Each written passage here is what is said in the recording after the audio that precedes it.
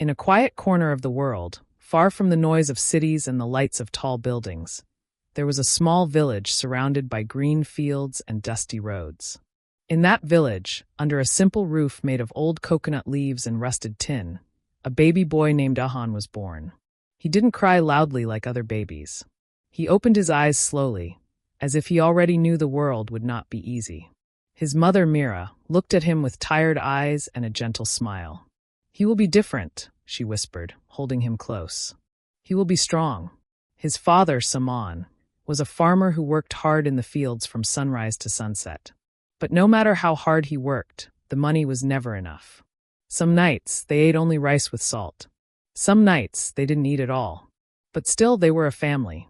And love, somehow, was always enough. Ahan grew up in that little hut, with holes in the roof and water that leaked in during rainy nights. His clothes were always old, and his slippers broke every week. But in his heart, a tiny light was growing, a dream he couldn't yet explain. He used to sit beside his mother when she was sick, watching her suffer quietly. The nearest hospital was many miles away, and they couldn't afford to go. One day, when he was just 6 years old, he looked up at her pale face and asked, "Amma, if I become a doctor, can I make you better?" His mother's eyes filled with tears. She smiled and nodded. "Yes, son. If you become a doctor, you can heal the world." From that moment, the dream took root. But dreams are heavy for poor children. Every morning, Ahan walked 3 kilometers barefoot to reach the village school. The road was full of rocks and mud, but he walked with his head held high. He didn't carry a lunchbox, just one pencil, just one notebook. But his heart carried something stronger, hope. The teachers quickly saw something different in him. He asked questions no other child asked. He remembered everything he read. And most importantly, he never gave up. At night, while other children slept, Ahan sat under a street lamp, reading borrowed books. His father couldn't understand all these big dreams, but he never stopped him. One night, his father said, "Books won't fill your stomach, son." Ahan looked up and replied, "But maybe they will help me one day fill the stomachs of others." His father didn't say anything after that. But the next day, he brought home an old bookshelf someone had thrown away. It was broken, but Ahan cleaned it and arranged his few books neatly. That shelf became his treasure chest. Ahan didn't know how he would become a doctor. He didn't even know anyone who had ever become one. But he kept walking one small step at a time. While other boys played, he studied. While others laughed at his torn clothes, he kept his dream alive. And slowly, very slowly, life began to notice him. As Ahan grew older, so did his dream. By the age of 10, he was already the top student in his village school. His teachers called him a gifted mind, and even the school principal would often invite him to read in front of visitors. His voice was soft, but his words had power. Still, not everyone appreciated him. There were boys in school who laughed when they saw his torn shirt or his broken slippers. Some of them came from richer families. They arrived in school on bicycles, carried colorful lunchboxes, and spoke English confidently. When Ahan sat quietly reading alone during the lunch break, they would sometimes throw stones at him or hide his books. "Dr. Boy," they teased. "Doctor of the Buffaloes." But Ahan never said anything back. He simply picked up his books and sat under a different tree. Their words could hurt, but they could not break his dream. One teacher, Miss Shanika, saw the pain in his eyes. One day, after class, she called him over. "Ahan, do you know what gold is?" she asked. He nodded. "It's a precious metal." She smiled. "And where is gold found?" "In the earth," he replied. "Yes," she said. "It is hidden in the mud. It must be dug out, cleaned, and put through fire. Only then does it shine. You, my boy, are gold. Never forget that." From that day on, whenever someone laughed at him or tried to bring him down, Ahan whispered to himself, "I am gold, and one day I will shine." As he entered his teenage years, Ahan faced new challenges. His father's health was getting worse, and the farm didn't give enough food anymore. Ahan wanted to study more, but he also had to work in the evenings to support the family. He took a job sweeping floors at a small grocery shop. He earned just enough money to buy school supplies and save a little for future exam fees. He studied during his lunch breaks. He studied while waiting for the shop owner to close. He studied under the stars when there was no electricity at home. Every second of free time was precious to him. When he was 16, he sat for the ordinary level O/L exams. It was a big moment in his life. Everyone in the village waited to hear how the doctor boy would do. And when the results came, the village erupted with pride. Ahan had scored the best results in the entire district. People who once laughed at him now came to shake his hand. Local newspapers wrote about the poor farmer's son who topped the exams. Even the school threw him a small celebration. But Ahan didn't celebrate much. He only smiled quietly, hugged his mother, and whispered, "One step closer, Amma." With his results, Ahan won a full scholarship to one of the best colleges in the city. It was the beginning of a new world. But the city was not kind to boys like Ahan. He arrived with just one bag, a few clothes, and his dream. He had never seen tall buildings, elevators, or computers before. He spoke very little English, and he felt lost in the crowd. On his first day, he sat in the back row of the class. The students around him were wearing branded clothes, using smartphones, and laughing loudly. When the lecturer asked a question, Ahan raised his hand. The classroom went silent. His voice shook as he answered in broken English. The other students laughed. A few whispered, "Where is this boy from?" "The jungle." Some threw paper balls at him. Others mocked his accent. But one person didn't laugh. A kind professor named Dr. Nalin was watching. After the lecture, he stopped Ahan at the door. "Don't worry about their laughter," he said. "Let them laugh now. One day, the same mouths will say your name with respect." Ahan bowed deeply. "Thank you, sir." Life in college was harder than anything he had faced before. He couldn't afford a boarding house, so he stayed in a small room above a bakery and worked there at night washing dishes. He used the bakery's leftover bread as dinner. He often slept only 3 or 4 hours a night, but his marks were still among the best in class. One evening, while others went to parties, Ahan sat on a park bench, studying a thick biology book under a street lamp. A group of college students passed by and laughed. "Still trying to be a doctor, village boy?" Ahan didn't answer. They didn't know that behind his tired eyes was a fire that could not be put out. A few weeks later, something surprising happened. The same group who laughed at him failed their midterm exam. Ahan scored the second highest in the college. Now people began to notice. Some students came to him for help with lessons. A few even apologized for laughing at him before. Ahan helped them all, not out of pride, but because he believed knowledge should be shared. One evening, after a long day of classes and work, Ahan sat alone on the rooftop of the bakery. He looked at the stars and said softly, "One day the whole world will know my name. Not because I was rich, but because I never gave up." And that night, under the moonlight, his dream glowed even brighter. Ahan was now in his final year of college. He had walked through shame, laughter, loneliness, and now stood close to the gates of medical school. One final exam stood between him and the life he had dreamed of since childhood. But just when the sun seemed ready to rise in his life, a cloud darker than ever before passed over it. One rainy afternoon, Ahan received a phone call. It was from his mother. Her voice was shaking. "Ahan Thatha is very sick." He collapsed in the field. By the time Ahan reached the village hospital, his father was lying unconscious on a rusted hospital bed. The doctor told him it was a heart attack. They needed to transfer him to a private hospital in the city. But Ahan didn't have money. He ran everywhere, neighbors, teachers, even strangers. Some gave a little. Most said no. By the time he returned to the hospital, it was too late. His father had taken his last breath. Ahan sat silently by the bed. His father's hand was cold, still rough from years of digging in the sun. Tears flowed down Ahan's face, not just from loss, but from guilt. "If I were a doctor already, I could have saved him." His mother placed a hand on his shoulder. "This is not the end, son.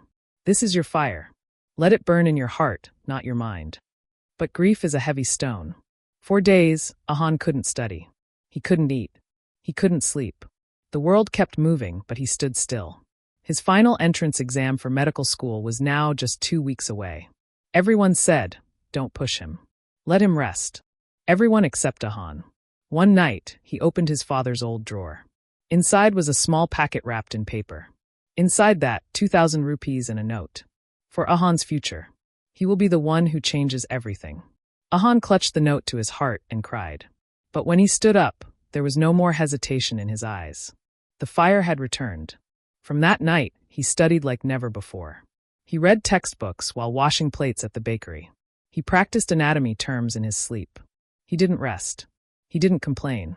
The village watched silently, knowing that something great was about to be born. The day of the exam arrived. Ahan traveled alone, carrying a pen, a bottle of water, and a dream that had survived storms. The exam hall was filled with hundreds of students, many from elite schools, with private tutors and fancy calculators. Ahan had only one thing: purpose. He wrote for 3 hours straight, pouring his heart onto the paper. When he walked out, he didn't smile. He didn't cry. He simply looked up at the sky and whispered, "I've done my part, Thatha." Weeks passed. Ahan went back to working at the bakery. He studied more science, helped his mother at home. He waited. Then, one morning, a white envelope arrived. He opened it with trembling hands. It was a letter of acceptance from the National Medical University. He didn't just pass. He had ranked among the top 50 students in the entire country. The whole village celebrated. Some neighbors brought sweets. The village temple held a blessing ceremony. People who once mocked him came to say, "We always knew you would make it." Ahan simply smiled. But that night, in the silence of his room, he opened a small notebook. On the first page, written years ago, were the words, "I will become a doctor." He crossed it out and wrote, "I am becoming one." Medical school was a different world. The buildings were tall. The textbooks were heavier. The students were smarter. But Ahan was no longer the boy who trembled when people laughed. Now, when someone made fun of his old shoes, he simply said, "I'm here to save lives, not win fashion shows." And people respected him for it. He studied hard, asked deep questions, and stayed humble. He still worked evenings to pay his fees, this time as a lab assistant. One day, a senior student told him, "You act like you've come from fire." Ahan smiled. "I have." Halfway through his first year, he was asked to give a presentation to the full class. It was on heart failure, the very condition that had taken his father. He walked to the front of the hall, holding no notes. He spoke clearly, passionately, with deep knowledge and human emotion. When he finished, the room was silent. Then, one by one, students began to clap. Even the professors joined in. That day, the same boy who had once been called Village Fool became known as Dr. Ahan. Not officially, not yet, but in the hearts of everyone around him. Ahan was now a medical student. Wearing a white coat for the first time, he stood in front of the hospital gates. He looked at the tall building, the ambulance sirens, the patients rushing in, and whispered, "This is where I belong." But belonging didn't mean it would be easy. He was now an intern, assigned to the general medicine ward. Every day, he had to wake up at 4:30 a.m., reach the hospital by 6 o'clock, and stay until night. There were no holidays. No second chances. No mistakes allowed. His first day was terrifying. Ahan was told to take the blood pressure of a patient. He had practiced on a dummy, but this was real. The patient was an old man struggling to breathe. Ahan's hands trembled. He placed the cuff, adjusted the stethoscope, and tried to focus. "Too slow in turn," a nurse shouted. "You want the patient to die of old age before you finish?" Everyone laughed. Ahan didn't argue. He just said, "Sorry," and continued. That night, he didn't sleep. He sat on his hostel bed, holding the stethoscope in his hand, whispering, "I'll get better. I promise." And he did. In just a few weeks, he became one of the most reliable interns. He learned to draw blood, insert 4 lines, assist in surgeries, and explain diagnoses to patients in calm, simple words. His professors were surprised by his growth. One said, "He learns like he's running out of time." What they didn't know was he was. Ahan didn't want just to pass. He wanted to be extraordinary. He wanted to be the doctor who never let another father die like his had. Then came the accident case that changed everything. It was late evening. Ahan had just finished his shift when an ambulance rushed in. A boy around 12 years old was wheeled in unconscious, bleeding heavily from his head. The emergency doctors were not available. The senior nurse panicked. "Where's Dr. Anura? Where's the on-call team?" "They're 15 minutes away," someone shouted. But the boy was fading, his pulse was dropping. Everyone froze. Everyone except Ahan. He ran forward, checked the boy's pulse, and yelled, "Get the oxygen mask now. Start 4 fluids. Push the trolley to emergency room 3. The nurses hesitated. He was just an intern. But his voice had something powerful. They listened. Ahan did what he could to stabilize the boy, cleaned the wound, and kept him alive until the emergency team arrived. When the senior doctor came, he was shocked. You did all this? Ahan just nodded. The boy lived. That night, the hospital buzzed with one name, Intern Ahan. The head of the hospital called him in and said, "Son, you've done what even trained doctors sometimes can't. Tell me, where did you learn this?" Ahan replied, "From pain, sir. And from promise." After that, things changed. He was trusted more, called for more serious cases. Even senior doctors started inviting him to assist in operations. But Ahan never became proud. He still cleaned his tools by hand, still studied till 2 a.m., still visited the poor wards to talk to patients no one else had time for. There was an old woman in Ward 7, alone, blind, and forgotten. Every evening, Ahan sat with her for 5 minutes and held her hand. One day she said, "You remind me of my son, but he never visits." Ahan simply smiled and said, "Then I'll visit for him." The hospital staff began calling him not just doctor-to-be, but the healer with a heart. Then came another test, his final year MBBS practical exams. He had to diagnose real patients, answer Viva questions from top professors, and show perfect medical skills. Many students panicked, but Ahan stood calm. When he diagnosed a rare liver disease, just by listening to a patient's symptoms, one professor said, "This boy is not just reading medicine. He understands it." Ahan passed with distinction, one of the top 5 students in the entire university. Soon, a medical journal published a story titled, "From Poverty to Precision, The Rise of Dr. Ahan." The article went viral. News channels started calling him. TV stations invited him to speak. He was no longer just a village boy. He was now a symbol of hope. People from other countries started sending emails, asking to meet him, invite him to seminars, or support his dream to build a hospital for the poor. Ahan stayed humble through it all. When a reporter asked, "What do you want to become next?" he replied, "A better human.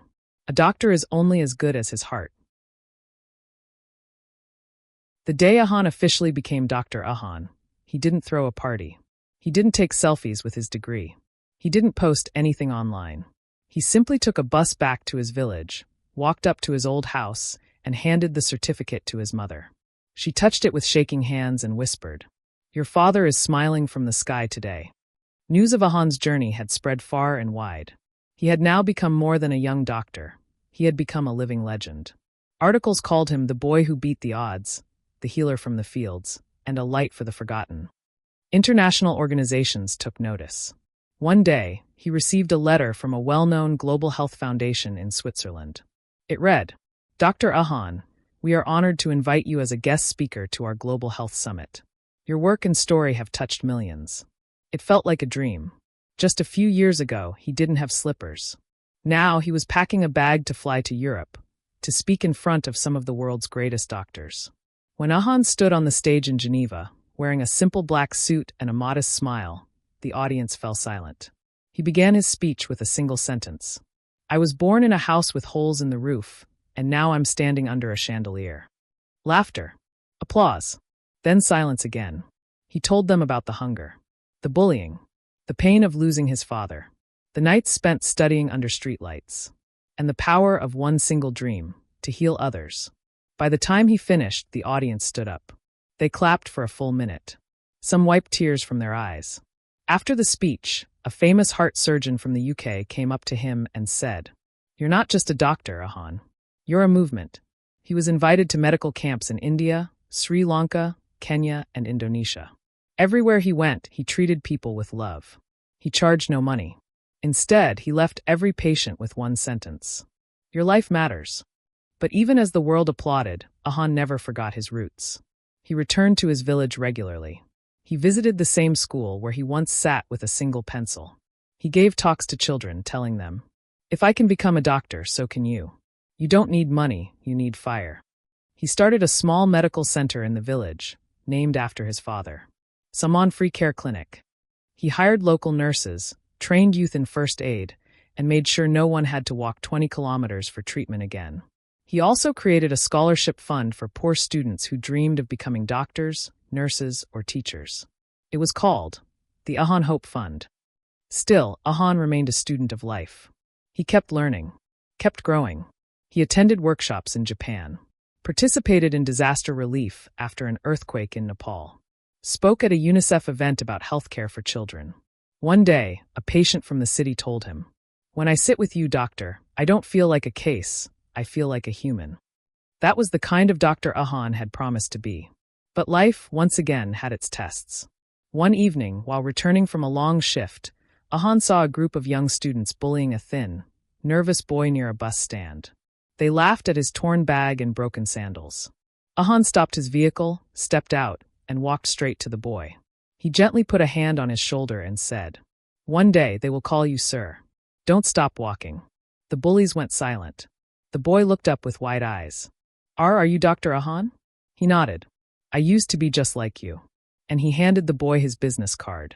"Call me if you ever need help." Ahan's story began appearing in school textbooks under modern-day heroes. He received awards including Sports Medal Global Humanitarian Award, Trophy International Youth Doctor of the Year, Military Medal National Pride Medal. But he wore none of those medals at home. He kept them in a small box, locked away. His real prize, he said, was when an old woman left his clinic smiling, or when a child said, "I want to be like you, Aya." One night, while writing in his journal, Ahan paused and looked at the stars. He thought about his journey, from the muddy roads of a forgotten village, to the bright lights of the world's biggest stages. He had lost much, felt pain that no one saw, been laughed at, doubted, and broken. But he had also seen the beauty of hope, and the strength of never giving up. He closed the journal and wrote one final line for the night. "I was born with nothing, but I gave the world everything I could." Many years had passed. Dr. Ahan had traveled across countries, spoken at global health summits, and touched thousands of lives with his healing hands. But his heart always whispered one word: home. His village. The place where it all began. The place that raised him, broke him, and shaped him. And now he was coming back, not alone, not with pride, but with a plan. Ahan had saved every award, every donation, every prize. But not for himself. He had a dream bigger than his own success. He wanted to build something for the poor. Something for the child who had to walk miles for medicine.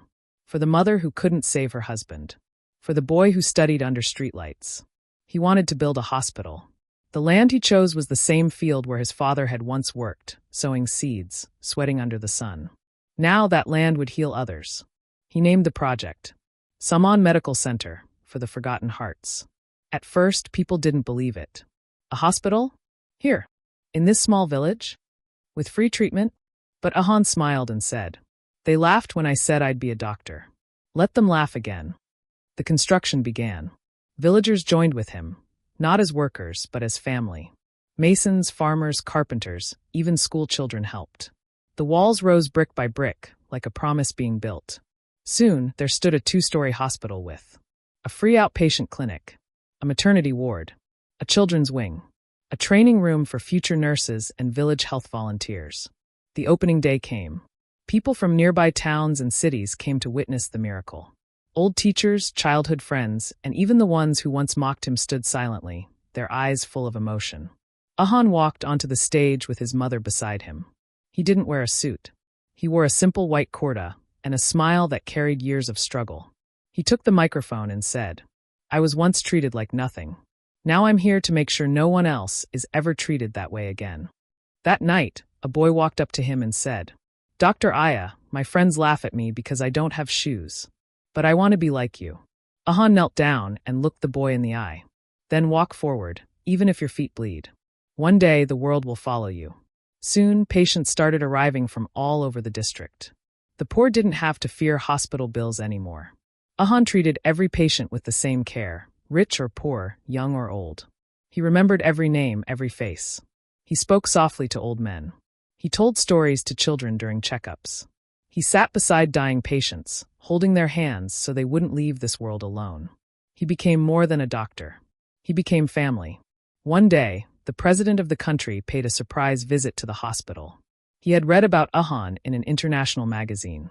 Walking through the wards, seeing the smiles on patients' faces, and hearing their stories, the president turned to Ahan and said, "You've done more with 2 hands and 1 heart than many do with millions." He awarded him the country's highest civilian honor on National Day. But Ahan didn't attend the ceremony in a suit. He wore his old village school uniform shirt, faded but proud. When asked why, he said, "Because that's where my journey started. And I never want to forget."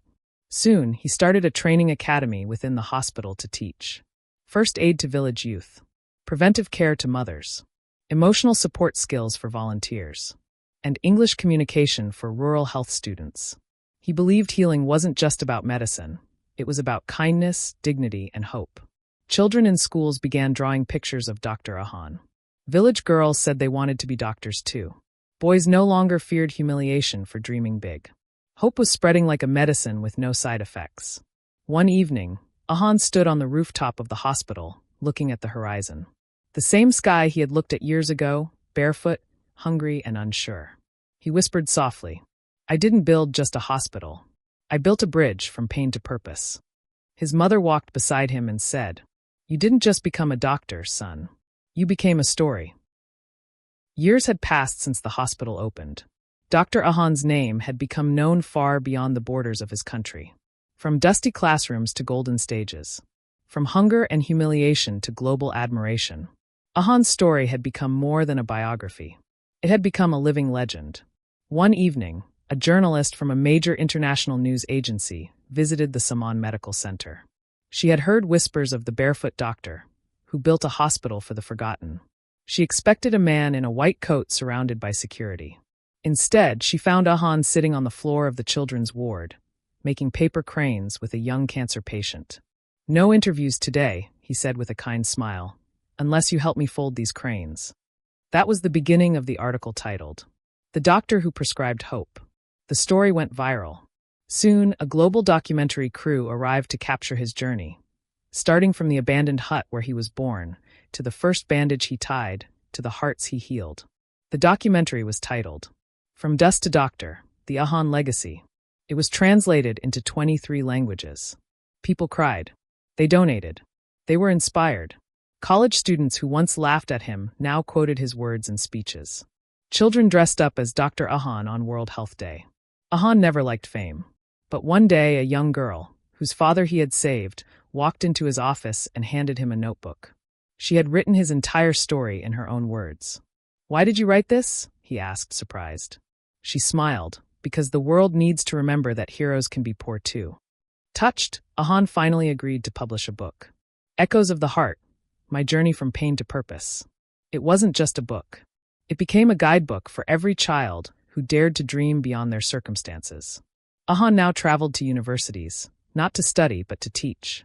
In Harvard, Oxford, Delhi, Tokyo, students packed auditoriums to listen to the doctor who had once begged for used textbooks. He didn't talk about medical formulas. He spoke about kindness in medicine, purpose in poverty, and courage in failure. One day, a young student asked, "Sir, how do I become like you?" Ahan paused and replied, "First, become a human. Then the world will call you anything you want."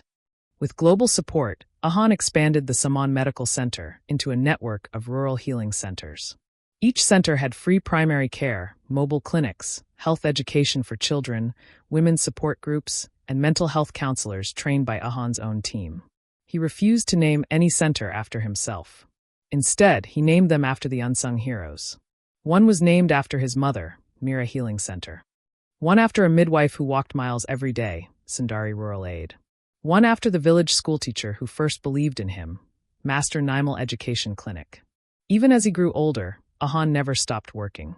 He treated patients during the day and trained volunteers at night. He still used a simple phone. Still walked barefoot in the mornings. Still smiled when strangers called his name. And though he was offered riches, awards, even political positions, he said the same thing every time. The best award is when a poor child says, "I want to be a doctor like you." The United Nations declared April 17th as World Kindness in Medicine Day, in honor of Ahan's birthday. On that day, free health camps are held worldwide. Doctors share stories of hope. Children are taught that medicine isn't just about needles, it's about hearts. And on that day, every year, Ahan sits quietly under a neem tree near his hospital and watches children play. He doesn't speak much anymore, but his silence speaks louder than applause. One rainy evening, an old man walked slowly to the hospital gates. He wore ragged clothes and looked sick. The security tried to stop him.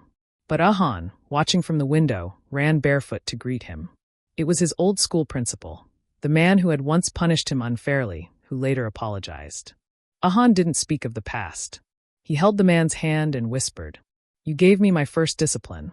Let me give you your last dignity." He personally cared for the man until he peacefully passed away in his sleep. Ahan began receiving thousands of letters from across the globe. Some were from presidents, some from prisoners, some from children. But one letter stood out. It read, "I wanted to end my life because I thought the world had no space for a poor girl like me. Then I read your story. Now I'm studying to become a nurse. Thank you for living." Ahan cried that night, for the first time in many years. Eventually, Dr. Ahan retired from active work. But his students, his volunteers, his patients, they continued his mission. They wore badges that said, "Trained by Ahan. Healing with heart." His hospital walls now display stories, not just medical charts, but dreams fulfilled. Ahan often tells the new interns, "Medicine saves lives, but love heals souls." One evening, he sat by the lake near his childhood home, watching the sunset. He closed his eyes and whispered, "I was born with nothing. I leave with nothing. But I gave everything. And that is enough." Years after Dr. Ahan's retirement, the world had changed, but his impact had only grown stronger. Young doctors trained under his guidance now led hospitals in the remotest corners of the world. Some worked in refugee camps, others in floating clinics that sailed to isolated island villages. One even set up a mobile hospital in the deserts of Africa, calling it Hope on Wheels. Wherever they went, they carried the same values Ahan had taught them: empathy, humility, and heart. Back in Saman village, the hospital was no longer just a place of healing. It had become a place of learning. Every year, hundreds of students came from different countries to study Ahan's methods. How to treat illness without forgetting the soul behind it. Ahan rarely appeared in public now. Age had made his movements slower, his voice softer, but his eyes still sparkled like the boy who once dreamed of saving lives in a broken hut. He spent his mornings tending to a small herbal garden behind the hospital.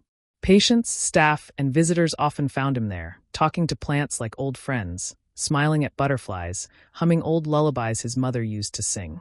One afternoon, a group of children came running into the garden. Dr. Uncle, tell us the story again." Ahan chuckled. "Which story? The one where you didn't have shoes but still ran to school." He laughed and sat down under the neem tree, the same spot he always returned to. "All right," he said, "but only if you promise to plant a tree for every story I tell." They nodded eagerly. So he told them. He told them about the rainy days he walked barefoot to school, with a torn bag and a stomach that hadn't eaten. He told them about being called names, about falling asleep with tears, about never giving up, even when hope was thinner than his old shirt. Then he told them about his first patient, about opening the hospital, about folding paper cranes with little cancer warriors, and the girl who wrote his story in a notebook. "But what made you strong?" one boy asked, eyes wide. Ahan looked at the children, the neem leaves whispering in the breeze. "Love," he said. "Not the kind you get, but the kind you give." He looked at the ground, now filled with tiny sprouts, seeds the children had planted over the years. "These trees, they're my real medals," he smiled. That night, a young journalist wrote a blog post titled, "The Doctor Who Grew Forests of Hope." It reached millions. Soon, students around the world started planting trees after reading Ahan's story, calling them Ahan trees. Each tree came with a note. For every child who dreams with an empty pocket but a full heart. Ahan never commented on the movement. He just smiled every time someone handed him a photo of a new tree. One winter morning, Ahan didn't come out of his hut. The nurses went in to check. They found him peacefully resting, a soft smile on his lips, his hand still holding a tiny book filled with letters from his patients. He had passed away in his sleep. The world mourned, but no one cried like the children of Saman village. The villagers held a simple ceremony under the neem tree. They didn't build a statue. They didn't carve marble. They planted a circle of trees in his memory and called it the Garden of Givers. Today, people visit that garden from every continent. They sit under the trees, read his story, and whisper their own dreams to the wind. Ahan may be gone, but his heartbeat echoes in every village where a sick child is given care. In every student who studies under a flickering bulb, hoping to change the world. In every hospital where kindness is part of the medicine. And in every tree that grows from the dreams of the poor. Because legends don't die. They bloom.